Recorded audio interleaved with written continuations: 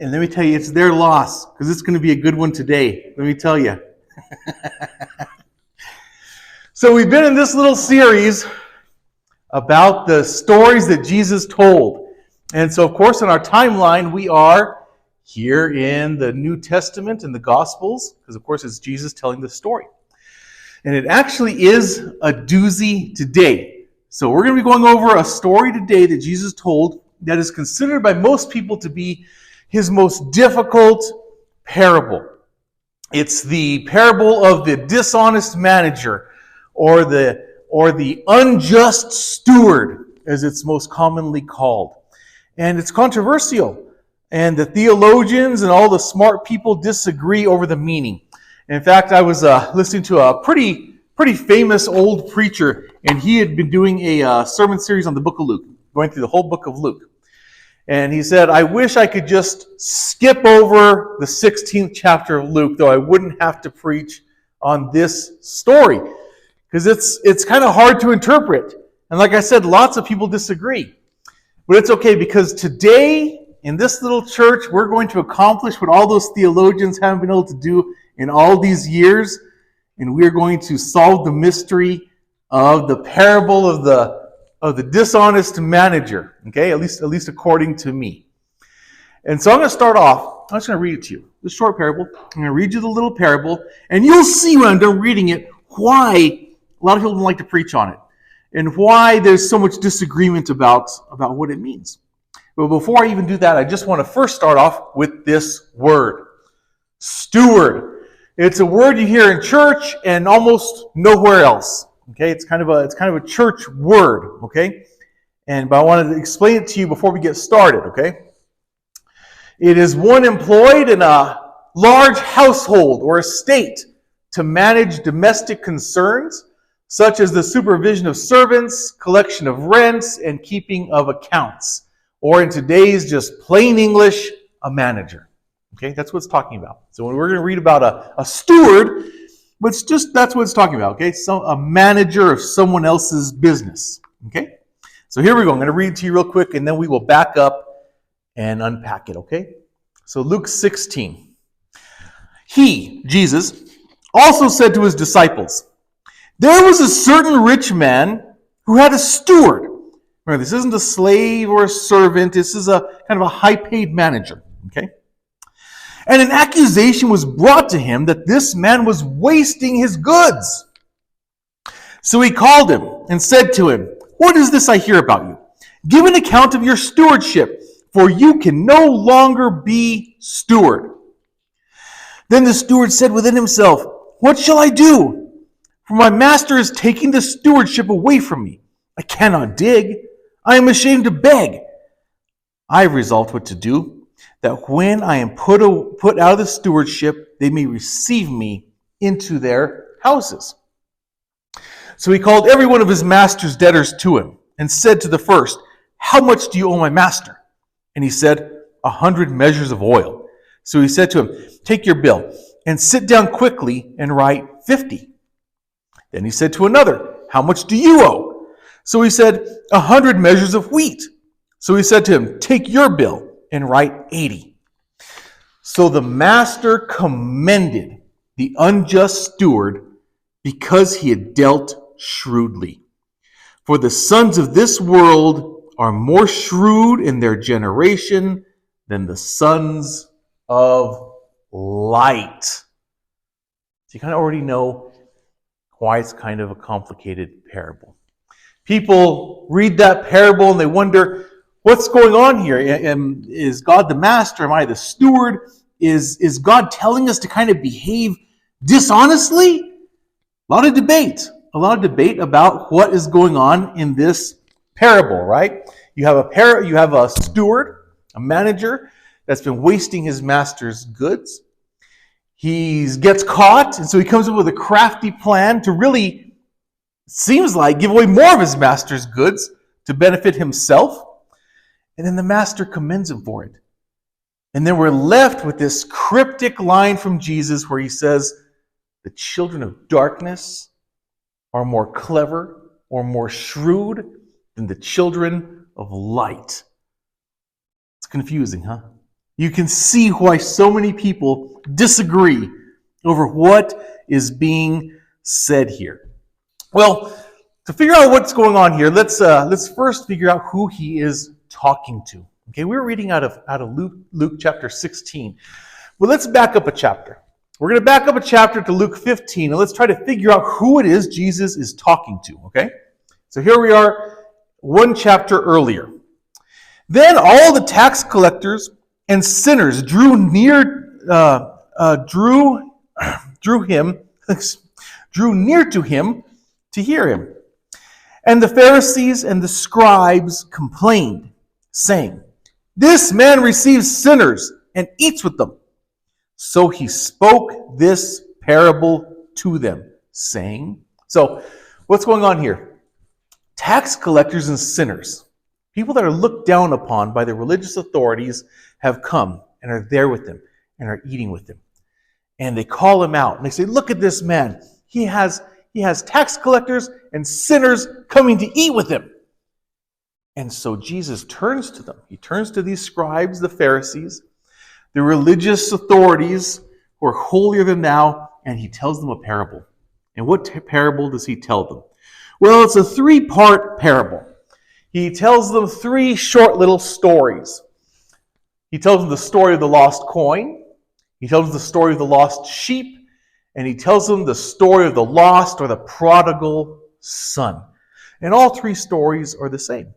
The first one is about a woman who loses a coin, and she searches and searches, and she finally finds her coin, and she rejoices and celebrates. The next one about a man who has 100 sheep, but one of them gets lost. And so he leaves the 99, he goes out and he searches and searches and finds the lost sheep, and he rejoices. And then lastly, the one you guys learned about a couple of weeks ago, he gets to the 3rd part, the story of the prodigal son. And it's the same story, isn't it? There is a son that's lost. A father has lost his son, but finally the son comes back and the father rejoices. So Jesus has turned to the scribes and the Pharisees and he's told them a 3-part story to explain to them why he is sitting there with sinners. Because God loves them. Because God loves those sinners and he wants them to come to him. He doesn't want them to be lost. He wants them to be found. And when they're found, and when they come to him, there is rejoicing in heaven. That's who he was talking to in chapter 15. Then you turn the page and you get to chapter 16 and we get to this line. He also said to his disciples. So it's like he's turned this direction and he's telling this story to the scribes and the Pharisees. And then he turns to talk to his disciples. And it kind of seems like he's going to talk to them kind of about the scribes and the Pharisees. Maybe that is who this next parable was about all along. Okay? There was a certain rich man. I'm sorry. There was a certain rich man who had a steward, and an accusation was brought to him that this man was wasting his goods. Is he talking about perhaps the scribes and the Pharisees? The people that are supposed to be running the temple? Were they stewards? They were stewards. They were supposed to be taking care of the people of Israel. They were supposed to be ministering to them. They were supposed to be taking care of them. They were supposed to be showing them the way to God. They were stewards. They were supposed to be doing something. And they weren't doing a good job, were they? Maybe that's who he's talking about, right? He says, a rich man has a steward who has been wasting his goods. Incidentally, this title of steward is common in the ancient world. It's common for a man who had a bunch of land to have someone, a manager, to oversee it. No different than a business today, right? Like the manager of the dollar store, the manager of a grocery store. It's not his store, but he's managing it for someone else. He's taking care, or supposed to be taking care, of his master's goods. Okay? So this is a story they can all relate to. They all kind of know what he's talking about when he talks about the steward that's not doing his job, and now his job is to be taken away from him. So he called him and said to him, "What is this I hear about you? Give an account of your stewardship, for you can no longer be steward." Not doing a good job, and I am going to take your stewardship away from you. I'm not going to let you be the steward anymore. He's been told to clean out his desk and turn in his files in today's world, right? He's being let go here. What about our scribes and our Pharisees in the ancient world? In a way, they were about to lose their job, weren't they? Their whole new deal was starting. The temple system was going to go away, and now Jesus was on the scene and a whole new thing was starting. They were kind of about to lose their jobs, weren't they? Then the steward said within himself, "What shall I do? For my master is taking the stewardship away from me. I cannot dig, and I'm ashamed to beg." Other translations would say something along the lines of, "I'm too weak to dig trenches, and I'm too proud or too prideful to beg." Maybe he's an older guy, right? Maybe this is an older guy. He started off just digging trenches on the master's property, and he's worked his way up, and now he's the steward over the land, and he's saying, "I can't go back. I can't go back to that. I'm too old now. I can't go back and dig ditches." I can even relate to that in my work life. When I was a young guy, I could go into work and I could work all night, all day, work till 2 a.m, open up that restaurant again at 6 a.m.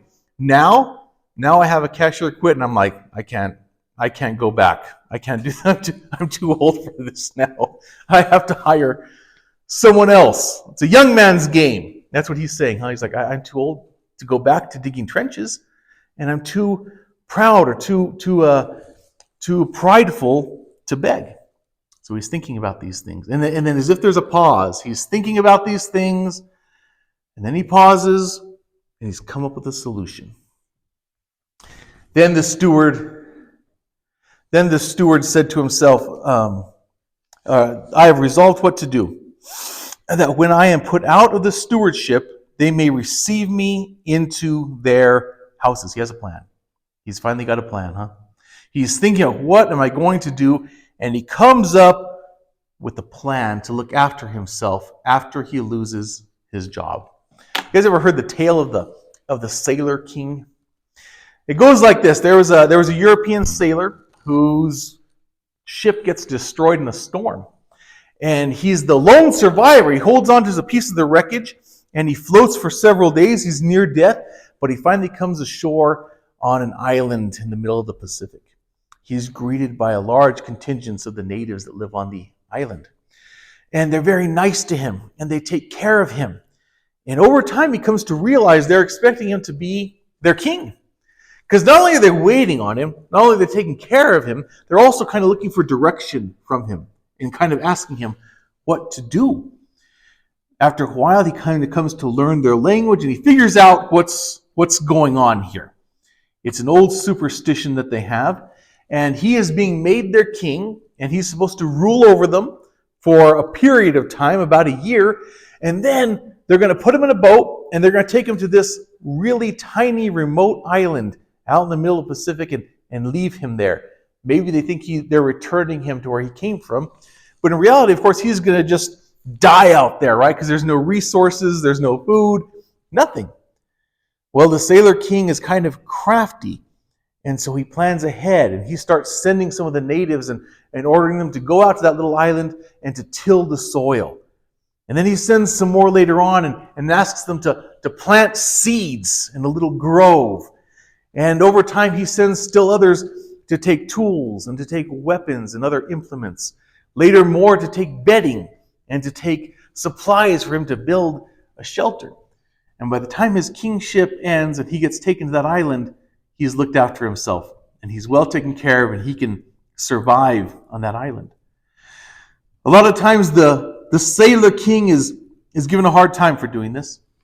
And people say he should have been taking care of the natives. He should have been helping them during his kingship to live a better life and focusing more on them. Instead, he was worried about what was going to happen to himself later. And so he's wasting all their labor and all their time looking after himself. And that's kind of what this steward is doing, huh?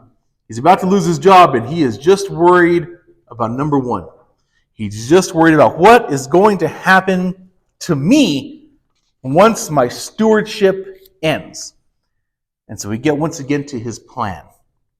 So he called every one of his master's debtors to them and said to the first, "How much do you owe my master?" And he said, 100 measures of oil. So he said to him, "Take your bill, sit down quickly, and write 50.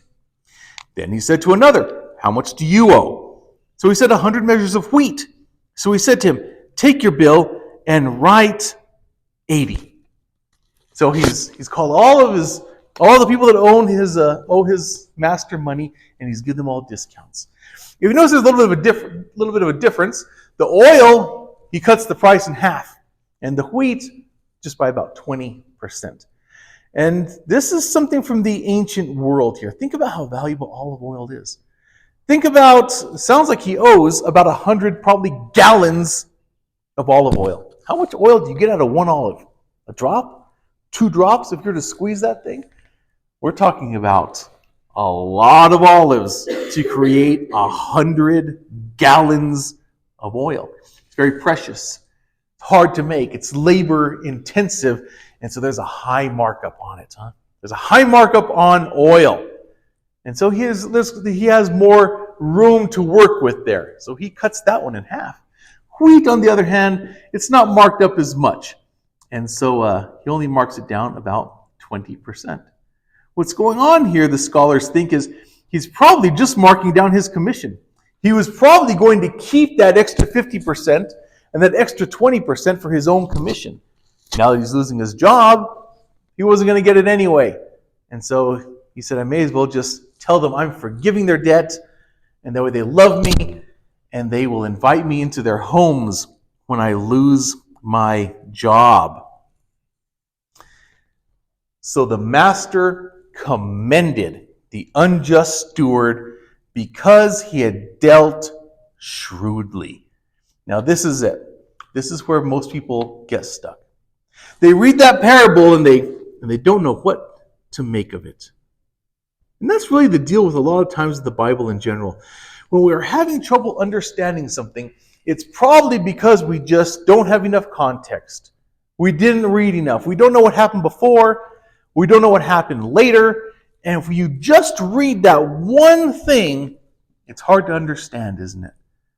Well, for us to understand, let's look around a little bit more.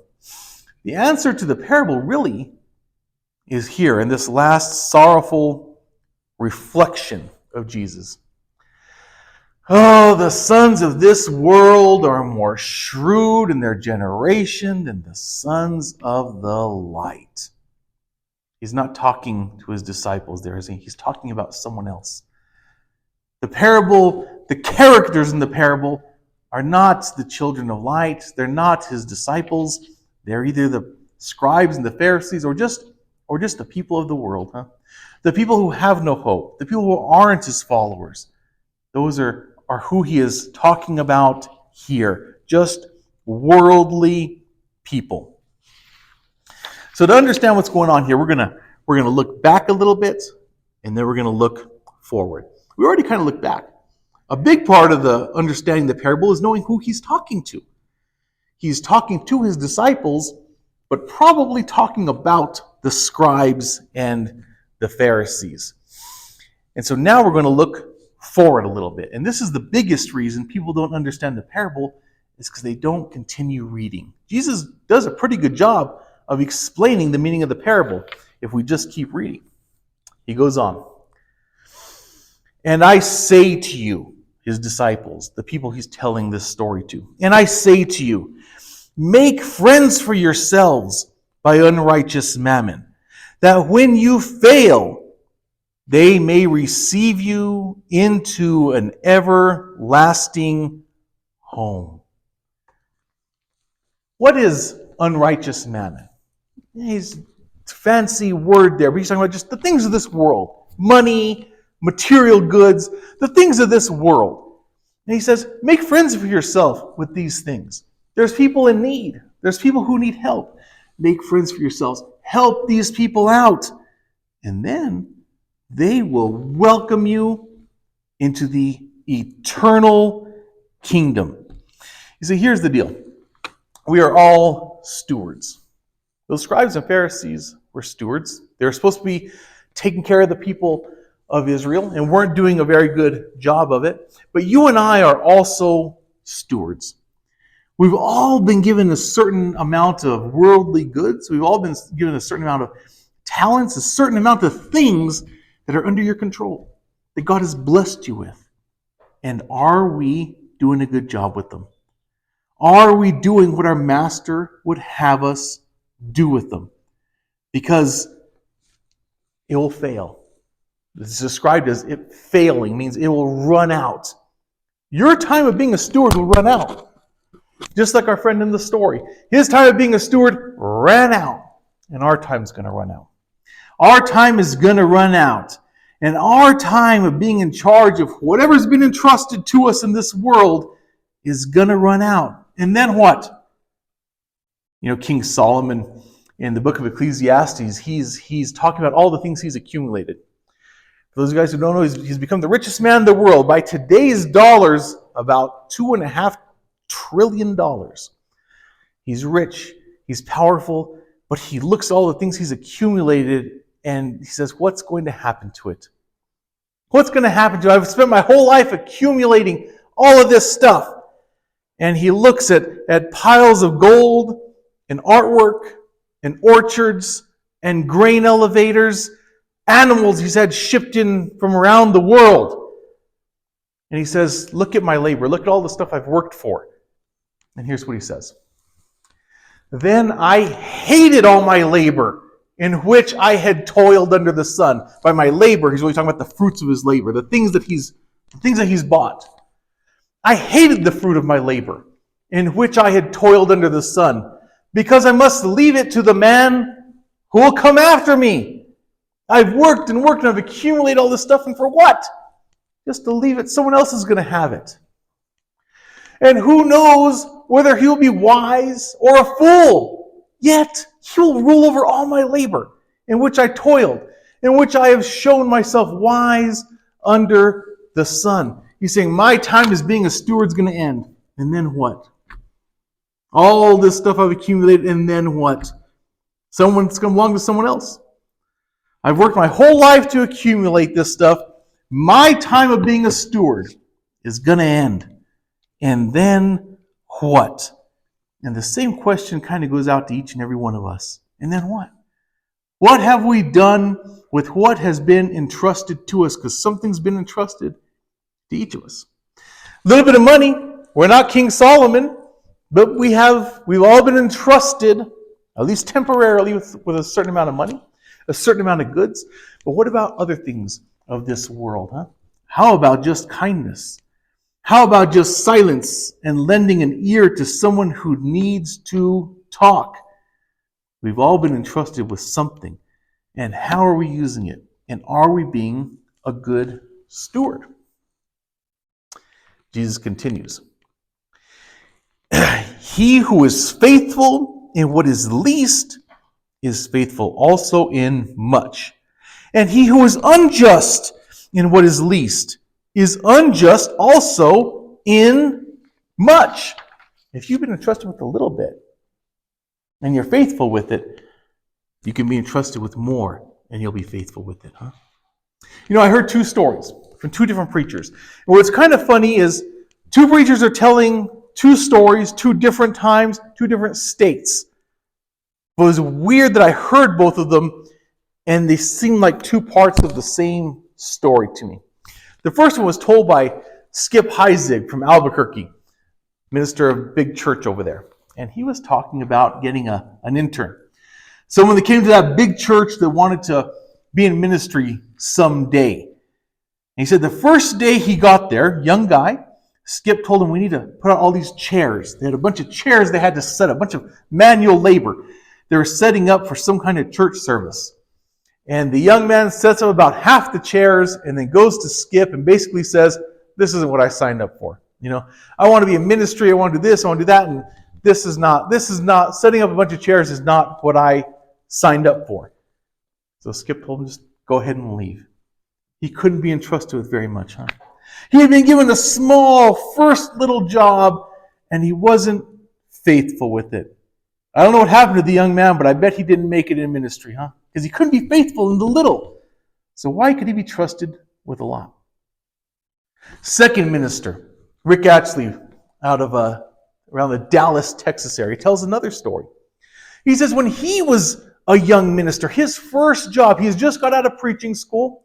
He's been hired at a big church there as like a youth minister or some kind of minister like that. And back then, you'll recall, on the back of pews, there was always a little card for visitors to fill out and a little pencil, like from the golf course, to fill it out with. He says that his boss, the main minister of that church, told him, Skip, I want you to organize all these cards and sharpen all these pencils. And he's kind of like the guy at Skip's church. He said, I started sharpening the pencils, and I'm kind of like, this is what I went to preaching school for? Just to sharpen a bunch of pencils? But this verse was ringing in Rick's ears. And he said, you know what? If God can't trust me to be faithful in this little chore of sharpening these pencils and doing a good job of this little chore, how can he ever trust me to be the minister of a big church? And so he said, I flipped the switch right there. I started sharpening those pencils. I was alone in the church building, and I started just singing hymns and just worshiping God and doing the best I could do with that little job. He proved himself faithful in the little. Today, Rick Atchley is the minister of a big, giant church with several campuses, one of the most successful ministries in the country. He was faithful with the little.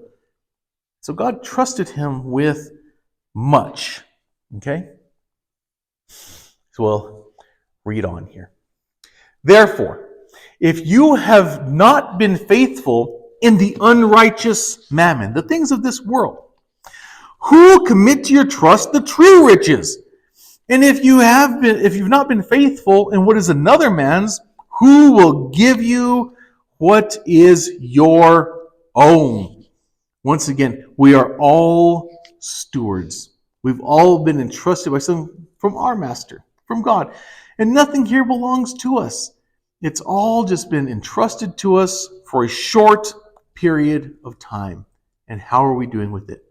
Are we being faithful with it? No servant can serve two masters. He will either hate one and love the other, or else will be loyal to one and despise the other. You cannot serve God and mammon. You can't serve God and also serve the things of this world. You can't have two masters. Imagine a slave is about to be auctioned. Back in the days, huh? You have a slave, he's about to be auctioned. And there's two bidders trying to buy the slave. And at some point, the auctioneer says to the slave, you know what, I'm just going to sell you to both the slave owners. Go serve both of them. And the slave might say, how am I supposed to do that? He says, I don't know, just go do it. Just go serve both those masters. What if the masters disagree? What if one of them wants me to do one thing and another master wants me to do the other thing? How can I possibly do that? You can't serve two masters. And neither can we. We can't serve two masters. We can't serve a master of this world and be ruled over by the things of this world and also serve God. We can't do both. No one can have two masters. Here's the deal. The things of this world, the things that God has entrusted to us, is it money, is it goods, whatever it is, God never intended to rule over us. We were not intended to be ruled over by the things of this world. We were intended to rule over the things of this world. You were intended to rule, not to be ruled over, but to rule over the things that have been entrusted to you. Let me take you back to the very beginning of the Bible here. Genesis 1. So God created man in his own image. The image of God he created him. Male and female he created them. Then God blessed them, and God said to them, "Be fruitful and multiply.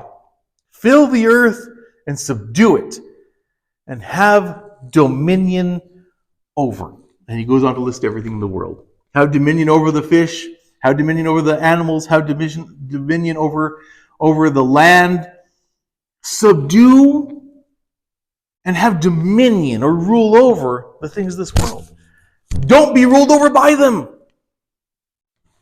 It doesn't say go and be ruled over and serve the things of this world. No, it says you subdue this world. You have dominion or rule over this world. And you serve your master. You serve God.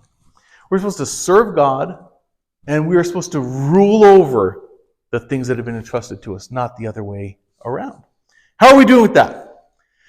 How are we doing with that? Are we in control, and are we being good stewards and doing a good job of taking care of what God has entrusted to us? Are we doing with those things what God would want us to do? It's a good question. It's a good question for us. It was a good question for the Pharisees. It was a good question for the disciples he was talking to. You can't have two masters. You can only have one master, and that's God. And you are supposed to be a good steward and rule over everything he's put in your possession. As always, folks, the invitation is open. If anyone would like to come forward, if you need to be baptized, you can come forward right now as we sing our